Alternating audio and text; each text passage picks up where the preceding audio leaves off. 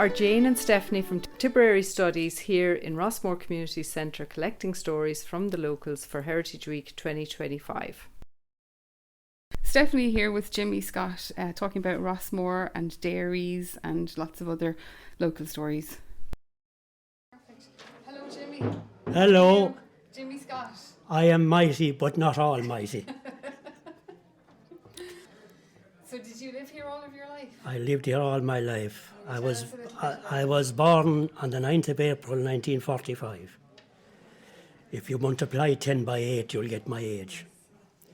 And my father was born in 1899 and my mother was born in 1916. And my father saw 2 world wars. He saw the Easter Rising and a civil war, but he came through them all, as well as my mother. And did he tell you stories from those times? He wouldn't have told a lot of stories about it, but the home in Ballandrumeen, the townland where I was born, we would have our house was a cuairtaíocht house. In other words, when the month of November came in, the long nights were in, and we would have neighbours in. And we wouldn't be gone to bed too early. And all the worries of the world would be discussed, and they would be tracing back about old times. We would have Dick Ryan Mooneen in one night, a neighbour, Tommy Sean Voor, Ryan Sean Voor in another night, a neighbour. We would have Joe Grant in another night, a neighbour. And we had a Paddy Loopman in once a month. My father would cut his hair. That was the system. And that was before the electricity. We would have a tilly lamp hanging out of the ceiling in the kitchen and maybe an oil lamp hanging on the wall. There was a big open fire. My father was a prolific smoker, pipe smoker, and the neighbours that came in, except Joe Grant, were prolific pipe smokers as well. And there would be more smoke from the pipes going up the chimney than what was from the coal fire. And so what did your dad work at? He was a farmer all his life, and he played the fiddle in his younger days. And I tried it one time, but I would give the banshee a good run for her money with the screeches that came out of it. And how many were there in your family? There was 6 of us in the family. I was the eldest. Then my brother Percy was next. And then my sister Sylvia was next, and she lived for 1 year and 5 months. She died of leukemia. And then I had 2 other sisters, Sylvia and Elizabeth. And there was 10 in my father's family. He was the second youngest of 10. And all the rest of them emigrated, except one brother who died in 1950. And my sister Sylvia died in 1950 as well. So there was 2 funerals in the house in 1950. And I remember the day they both died, at 5 years of age. It's the longest memory I have in my head. And my father's eldest brother, Willie, he came to school here in this building sometime in the 1800s. He worked on the laying of the Goose Cross Cashel railway line. Then he emigrated, went to Canada, and he worked on the railway system in Canada. And then he brought over 3 sisters, paid their way over to Canada. And then he wanted to get married. He wrote home to his mother. He said he would only marry an Irish woman. She got a woman for him in Dundrum, Elizabeth Taylor. He came home and married her and never came back again. Oh, so he came home to marry her? He came home to marry her and never came back again. Oh, okay. Yeah. So that's a bit of the history. Okay. You know. Can you tell us about your school days here then? The school days, the 5 of us went up to school in Rossmore. We walked, and the horses and cars were going to the creamery at the time, and we would hitch a lift on the back of the dray cars. And sometimes the farmer or his worker they'd welcome us on the car, but more times you'd get a smack at the whip to get off, because when we sat on the back of the car, the shafts would be inclined to lift a bit, and it wouldn't be maybe comfortable for the horse that was pulling it. I never learned anything in school, in the primary school or in secondary school. I had a problem. I was always up in clouds, and when we'd be up at the map, a pupil beside me would give me a dig in the ribs and say, "Teacher is after asking you a question. Come down and join us." So I would for a few minutes and I was gone up again. So what did you do after school then? We would do the homework, was a very important thing. But then we would go out and we might be snagging turnips, mangles, maybe do a bit of hoeing in the evening, that kind of work. And until my father then got a milking machine, we would milk a few cows in the evening. My father and mother, they milked 17 cows. My mother milked 9 and my father milked 8. And when that was done, my mother came in, got us out of the bed and got us ready for school. So it was an early start to the day. It was an early start in the, well, it was an early start in the day for my parents. But we were let lie in the bed until the milking was over, the calves fed. Yeah. They had a garden then as well? Oh, they had a garden. We had a few acres of a garden. We always had our own spuds, cabbage, mangles, turnips, and a bit of corn, a bit of oats. And we always kept a few. My father kept 8 or 9 Suffolk ewes with a Suffolk ram. And what would he have done with them? Would he have got wool from them? He would have got wool from me. He used to hand shear them himself, and then a fella from Borna used to come up and he had a mechanical machine, but I would have to wind it up, like you would have to wind, spin around like the pedals of a bike to get the speed up or to cut off the wool, and I didn't like that because it was work. Yeah. Then what would happen to the wool after? Well, he would sell the wool, usually take it into Cashel, I think, you know. And then he'd sell off the lambs to Joe Moore Cross. He was a butcher. And we would walk the lambs down to Goulds Cross on the side of the road. Final journey, yes. And maybe eat them afterwards on the table. We kill our own pigs. Okay. Pig in the autumn every year. Okay, so Yeah. you'd butcher your own pigs? We would. You wouldn't butcher your own lamb? Oh, no, because we wouldn't eat lamb only maybe on a Sunday, an odd Sunday. Okay. That'd be some special dinner on Sunday. But the other days of the week we would have bacon. Yeah, and we would salt the bacon and put it into a timber barrel, and we would put, the amount of salt that would be put in it and rubbed into it. And then the salt would melt into the flesh and it would cover the flesh in brine. And it was left there then for maybe 3 weeks or a month to cure.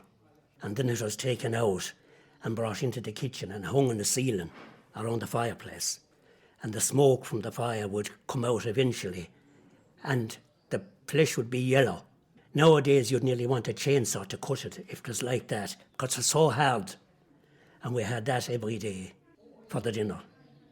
And if there was a bit left over, we'd have it for the supper. And there was a pot of spuds boiled every day, and what was left, there was a muslin sack put on the middle of the table. The big pot of spuds was heeled out on it, and stretcher starved then after that. And what was left over then, the pigs got it, the sows got it. We used to have a few sows as well. Okay. Yeah. So do you remember when you first got electricity? I do. I remember the people, a man from the ESB came in, and he was met in the yard and to know would we sign up. And we were told that the price of electricity would stay the same every year. And my father was very anxious to get it, but my mother was iffy about it, the price of it. That was the cost. And she had to do all the washing for herself and her husband and 5 kids on the washboard down into a bath with a lump of sunlight soap. And then we were washed with a lump of Lifebuoy soap, antiseptic soap, and our hairs were washed every Saturday night with a lump of soap. 'Tis a wonder I have a skin of hair at all on my head. It was rough. It was like sandpaper. But she didn't realise how much easier her life would be with electricity. She didn't. She was a worker. Yeah. She was a phenomenal worker. Work. She'd be looking for work. And she'd be looking until she'd find it. She was a terrible worker, you know. And then we had a well at the side of the stream. And there was a well there. The stream was here.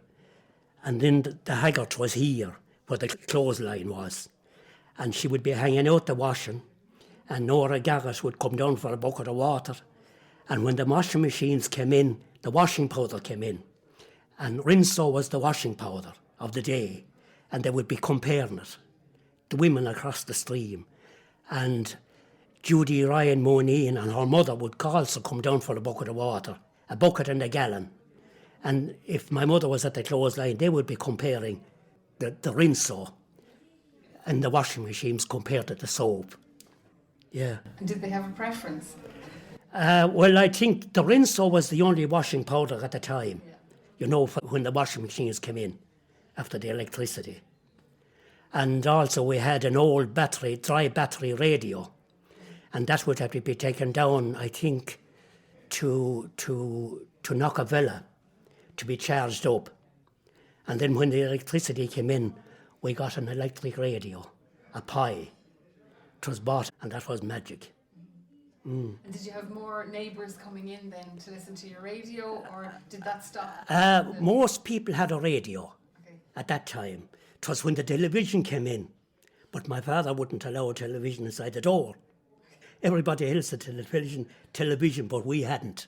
He wasn't keen on the television. Don't know why, maybe the cost. I don't know. But people hadn't a lot of spare money in them times. They were lucky to have enough to keep the household going and the farm going. Yeah. And did you always have a car then, or from your own? No, we had a pony and trap, and we went to church in Clonalty. Being a Church of Ireland family, we went to church in Clonalty. We would cycle down, my brothers and sisters and myself, not so much as sisters, but my brothers, we would cycle down to Sunday school before the service started. Okay, and were there many other Church of Ireland families? There was a good few around at the time. There was, yeah. But they all had motor cars, and we would have a pony and trap going down. Okay. Do you remember any of the family names? There was Pennyfeathers in Marlow. They were of the gentry class. There was Fridays in Clune. There was Johnson's in Ballock. There was a Mrs. Thompson below in Ballyroe and Gold's Cross. She used to play the harmonium. And she used to cycle up every Sunday, hail, rain or snow. And I think sometimes if there was a song like The Mountains of Mourne or something, she might drift into it at time in the hymns, if the two tunes were kind of familiar. Okay. Yeah, and there was two Sunday school teachers then living in the churchyard in Clonalty, Mrs. Talbot and Miss Abercrombie. They used to teach Sunday school. But you went to the national school? We went to national school here. There was a Church of Ireland school in Dundrum, and my mother wanted us to go over there, but my father put down his foot, full of authority, and said we were going to Rossmore School, where we were born and reared. And would he have been educated here as well? Would he have gone to school? Oh, he would. He was educated. I think there was a Church of Ireland school in Clonalty in his time, so I think he was educated there. But I had an uncle that came up here in the 1800s to be educated, to primary school. Yeah. And did your father then go to secondary school? I suppose he went to secondary school. I don't know. Okay. I really don't know. Probably Cashel, would he? Probably Cashel or Thurles or Tipperary, you know. Yeah. It's a great story. Yeah, it's a good story, because from the cuairtaíocht in our house and neighbours coming in, everything was thrashed out, you see. They would be talking about the war and all these kind of things, you know. And I remember when back in the 60s, when there was the road to Dublin, from Cork to Dublin, the main road, And a neighbour came in one time, he was told him in the 60s that this was going to be a straight road. And my father couldn't understand that. And when the neighbour go home, he'd say, that man is losing it. He'd say, there can't be a straight road. So they'd have to go through houses. But there was a way around everything. There was a way around everything. But my father couldn't take it in. Okay. And was it just your mother and father then that worked on the farm, or did you have... When Daddy got married, there was an uncle on the farm. His brother was on the farm. And he died in 1950. On the 5th of June, I think, 1950 he died. I remember the day he died because my father was in the garden and I was with him. I was only 5 at the time. And I remember my mother coming out to the gate of the garden and waving her arms and Dick, Dick, Dick, Jimmy's after dying inside, Jimmy's after dying. You know, in the house. He was blowing, my mother had the dinner on and he was blowing the fire, the open fire with the bellows, with the wheel on the side of it. And he was blowing, he just dropped down off the chair. Yeah. So they ran the farm after? They ran the farm, they did. It's a lot of work. There was a lot of work and there was no machinery. You know, the float, the dray car, the cart, taking out the dung, cart fulls of dung out to the garden, spread it and divide it.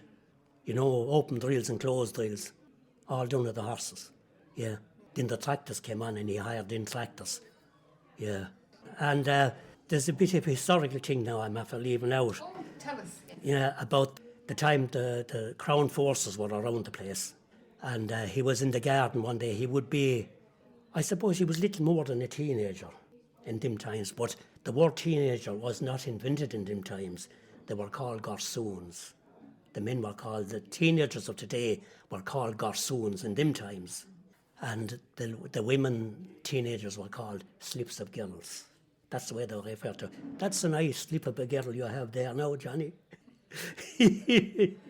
That's the way it went, you know. But he was in the garden tilling one day, and there was an ambush after occurring between the Cross of Clune and Balloch. There was a British Army lorry going down the road, and they were fired on from someplace around. And the lorry pulled up, and 2 soldiers got off the lorry, and they took a machine gun with them. And they crossed into Johnson's Field and up on the hill, as we call Dave Carey's hill, about 6 or 7 fields down from our garden. And of course, when they were on the top of the hill, they could see everything around for a wide area. And anything that moved, they fired at it. And my father had the machine gun rapping, and he untackled the horses and he went to the butt of the ditch and sat in there until everything was quiet. And then, in the meantime, a neighbour's girl over the road, a girl of the Quinlans, Willie Quinlan was her father, he was also in the garden, a few fields down, a bit nearer to the machine gun, and he got a bullet in the knee. And she asked my father to know would he get the pony and trap and take him over to Dr. McCormick, I think in Dundrum, or Dr. Russell. And my father tackled up the pony and trap. They put him sitting on the front of the trap. There was a bench seat on each side of the trap and a well between them. And he put him sitting at the front of the trap and he put his leg, the injured leg, the length of the trap. And they had him well bandaged up with towels and they brought out cushions and they put cushions under his leg and around it. And they went into the doctor in Dundrum. They told the doctor what was after happening. And he said, I won't disturb the knee, he said, because they're so well bandaged up and so well fitted out with cushions. He says, I'll send you into the hospital in Tipperary, where the military were garrisoned at the time. So he gave my father a note saying that it was an agricultural accident in case they be stopped. And they met all the military lorries coming out to the ambush site in Balloch when they going in, but they were never stopped. And that was one of the many skirmishes that was around at the time. And there was then the British Crown forces burned a few houses around that the members of the families were active in the IRA at the time. They burned Riley's house over the road in Colana, less than half a mile over. And an aunt of mine was telling me that she remembered the day it was burned. And the Tanners went in and they emptied the house of everything and set fire to the contents of the house outside in the yard. And then they set fire to the thatch in the house and burned it down. And the girls of the Rileys, their uncle was Ned Riley. He was in the IRB or the IRA at the time. And a couple of them stayed a few nights in our old house while that was going on until they get accommodation elsewhere. So your house was like a safe house? It was a safe house. And I heard, as short as a month ago, I heard that we have a little stream crossing the yard, and there was 3 little, what we used to call gullets in it, like little pipes. But they weren't pipes as such. But I heard as late as a month ago that when they be on their own, the boys be on their own, they'd go in under the gullets. And I went in under them gullets as a child, and it bested me to get in. It bested me to get in under them. But they would go in and when the water was low and stay there until the pressure was off. And there was lots of skirmishes around that time, them times. Yeah. And before we go, can I recite a little couple of lines of a verse? It is only a short verse. I'll see if I can get it out now. It's something like I've learned all my life. And I came across it, the author unknown. Rivers do not drink their own water. Trees do not eat their own fruit. The sun does not shine on itself. And flowers do not spread their fragrance for themselves. Living for others is a rule of nature. We are all born to help each other. No matter how difficult it is, life is good when you are happy, but much better when others are happy because of you. Sin Will. That is lovely. Thank you very much. No bother. That's brilliant. It's great to chat to you. I had to wait 80 years for this to happen. Oh, God Almighty. Yeah, and thanks very much, lads. No. So that brings our conversation to a close. To everyone listening, thank you for joining us and helping us keep these stories alive through your interest and support. A huge thank you from us to the Rossmore community, whose generosity in sharing their time and knowledge made this possible. Your willingness to share your memories enriches us all. We are also deeply grateful to the Tipperary County Council Heritage Office for funding this project. Again, thank you for listening, and until next time, Slán a Gaibh go léir.